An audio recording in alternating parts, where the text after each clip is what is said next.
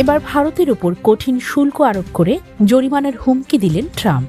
ভারতীয় পণ্যে 25% শুল্ক আরোপের ঘোষণা দিয়েছেন মার্কিন প্রেসিডেন্ট ডোনাল্ড ট্রাম্প। ট্রাম্প আরও লেখেন, যদিও ভারত আমাদের বন্ধু, তবুও বহু বছর ধরে তাদের সঙ্গে আমরা খুব সীমিত পরিসরে বাণিজ্য করেছি, কারণ তাদের শুল্ক হার বিশ্বের মধ্যে অন্যতম সর্বোচ্চ।